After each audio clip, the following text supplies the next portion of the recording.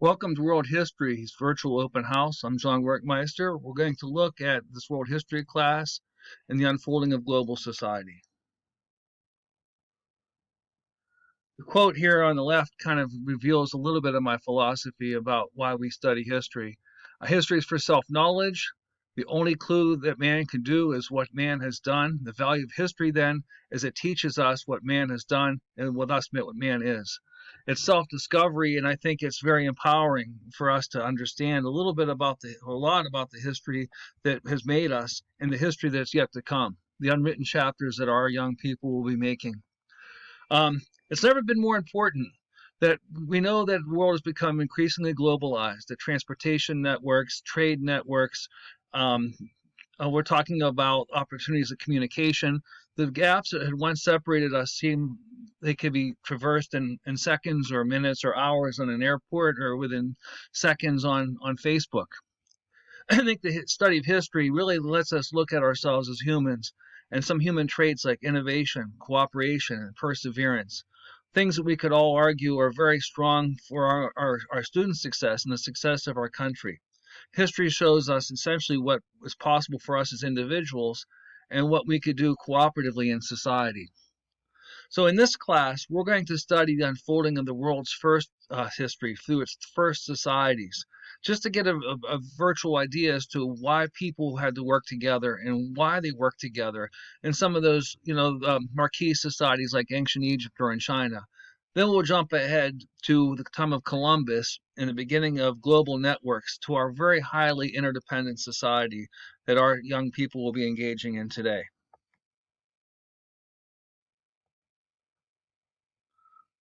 So, along with looking at the narrative, we're going to reinforce the power of reading, writing, and critical thinking.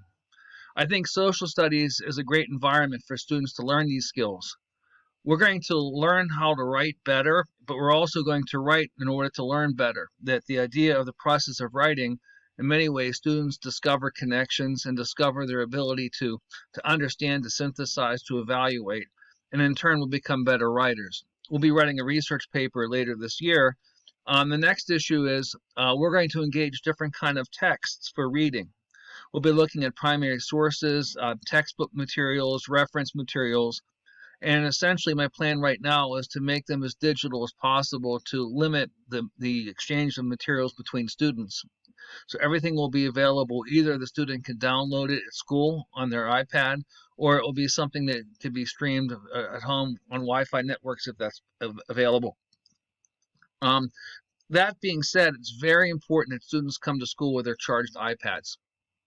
I mean, in the years past, that has always been a frustrating point, but this year, particularly with the move towards digital touch-free surfaces, we're hoping that the iPad becomes a much more important part, a tool that we will be able to kind of straddle these changing times with, whether we're in a hybrid schedule or modified hybrid or a virtual, but even in the classroom so students could get more comfortable with that. We have 3 rules in our class. And our 3 rules are simple. First off, be present, which means something entirely new this year. When I mean present, they're engaging the content, they're engaging the challenges. And it's really kind of important, particularly with moving targets, that parents, teachers, and students all kind of communicate with the focus of making sure the students are honestly engaging the material with integrity. Second is being responsible, which is, of course, always a struggle when we deal with people that are entering through the last years of their young lives, moving into adulthood.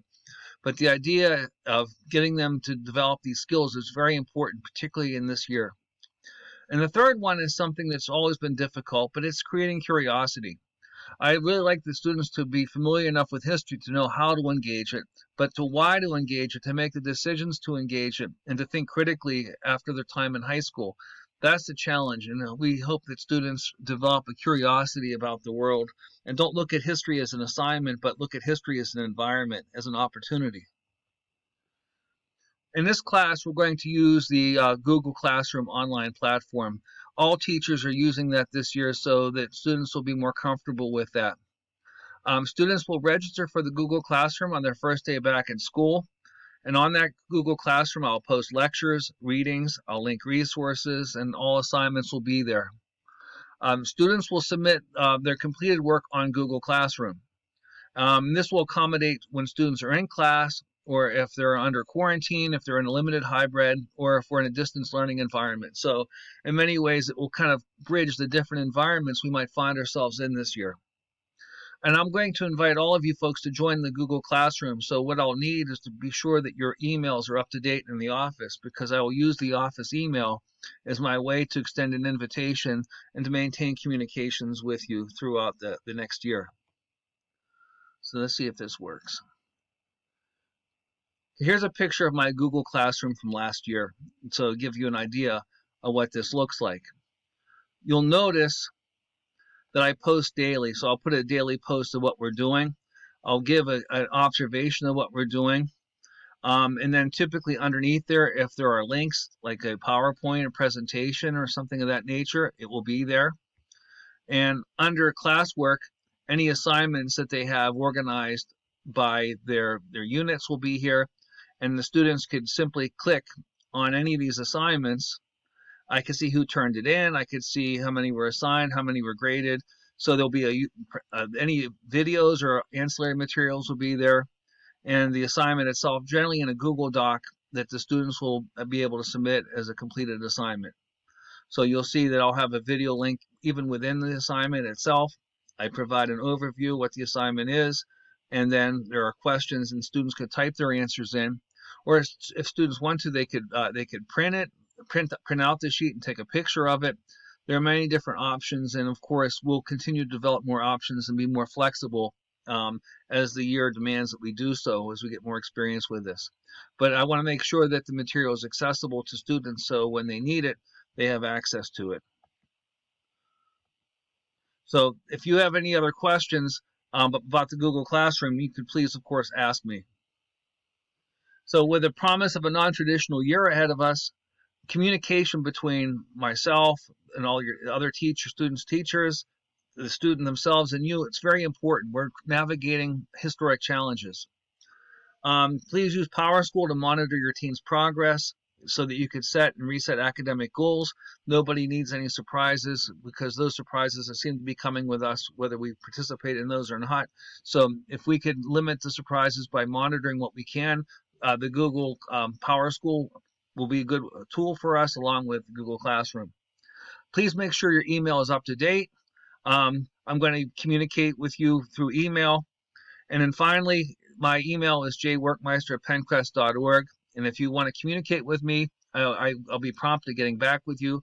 Please include the name of your team in any correspondence, and don't hesitate if you have any questions or concerns.